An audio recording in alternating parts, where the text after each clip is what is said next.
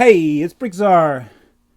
Which do you prefer to buy Lego? Is it BrickLink or is it eBay? Which is the best to buy and sell Lego? Is it BrickLink or is it eBay? Well, as you might guess, there is no easy answer to this, and a lot of people have their preferences. Now, if you were to tie my hands and tell me to choose one, I don't know why you would tie my hands, and if I had to choose just one and that could be the only one that I could buy from, it would be BrickLink. If you had to choose one and it's the only one I could sell from, it would also be BrickLink. But let me tell you some of the differences between buying on BrickLink and buying on eBay and selling on BrickLink and selling on eBay. Well, first of all, let me give you a little backstory. Growing up as a kid in the 70s into the 80s, if there was a Lego set that I wanted, we pretty much needed to get it when it was in the stores. There were not a lot of secondhand stores where we could find discontinued sets. In fact, I don't think there were any. Never really saw them at yard sales or flea markets. In fact, the first time that I can remember getting a discontinued set was in the 90s.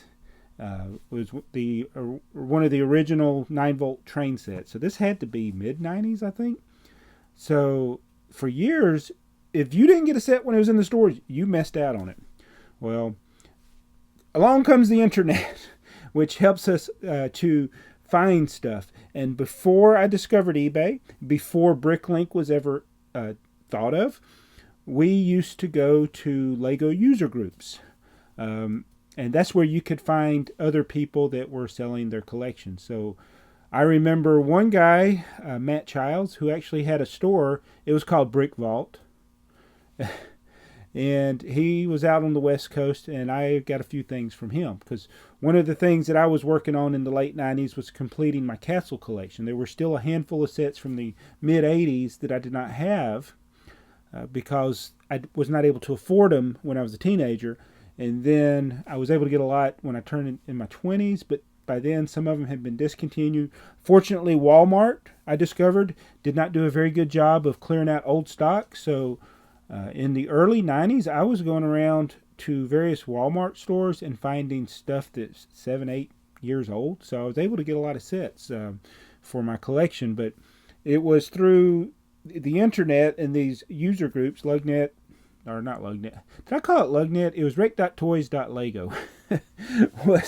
Lugnet was the resource to see what sets were out there.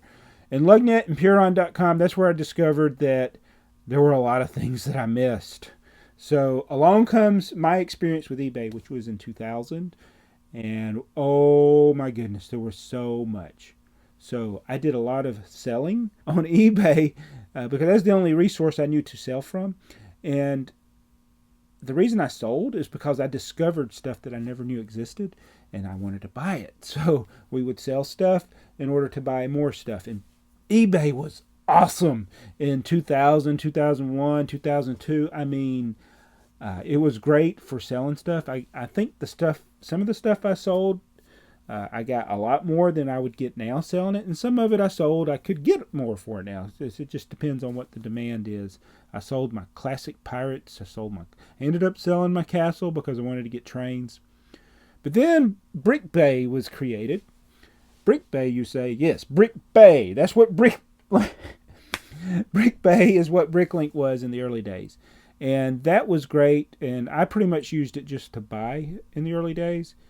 But then I realized, I can sell, and the fees are a lot less. So that is one huge advantage of BrickLink over eBay is the fees. The fees 3% compared to seems like 25%. I don't even know what they are on eBay. They change them so much.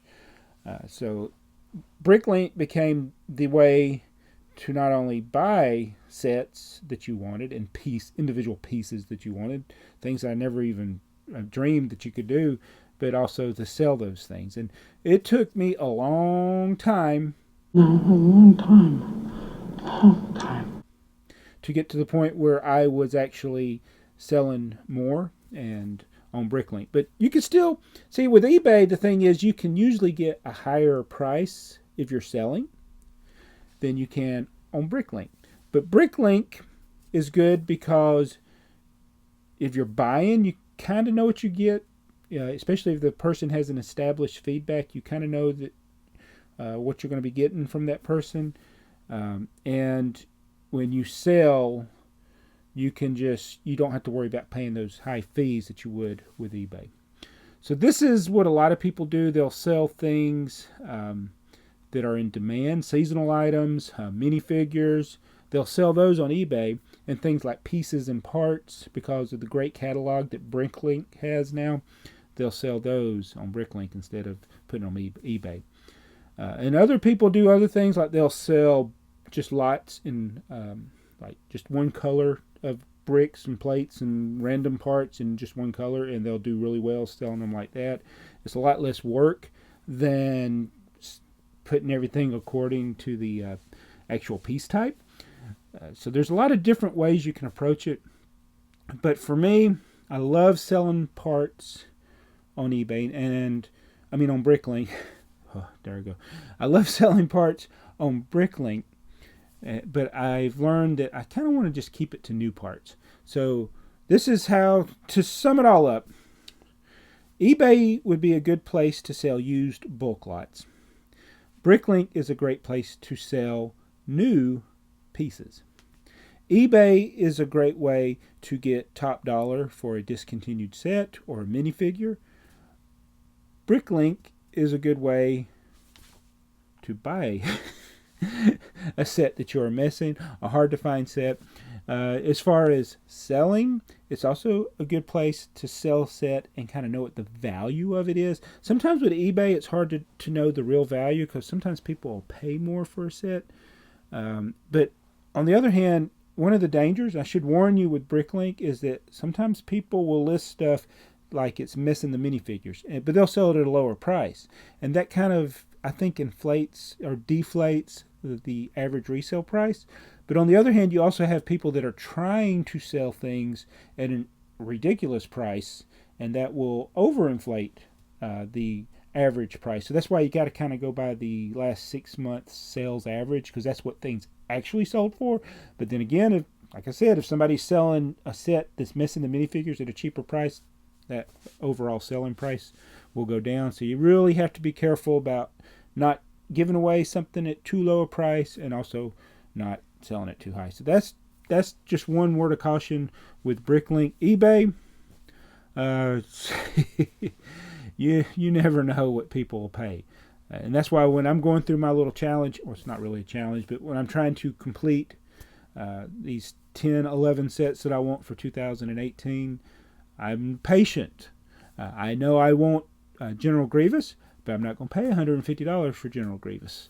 I've seen them sell in the past for $40 to $60, so I'm going to look at something closer to that price range. It'll probably end up being a little more than that, but I know not just to jump on something because I want it. You always know that with more common items, somebody's going to relist it. So what do you tell me, which one do you prefer? Do you prefer eBay, or do you prefer BrickLink? I really think most of us that are really hardcore Lego fans and love buying things and selling things use both of them. And one thing I failed to mention is that with eBay, you can also sometimes find really, really good deals if the person doesn't know what they have. Just like you can find, like I've done the videos in the past where you find the really stupid prices that people offer because they think they can get more for it for whatever reason. But anyway, I like BrickLink. As if I had to only choose one, it would be BrickLink. Why am I pointing over there for BrickLink? I don't know. So anyway, tell me what you think, and I want you to also check out Mardi Gras Man 23, who also did a video on this subject. I think this is one that it's hard to just say yes or no on either one. I think both of those resources are things that we need and we use regularly, and I think both of them have advantages and disadvantages. Now, I'm probably sure I've missed a few of the downfalls with eBay and BrickLink and some of the good things about those, so tell me what you think in the comments below, and we'll see you in the next video. I'm BrickTsar.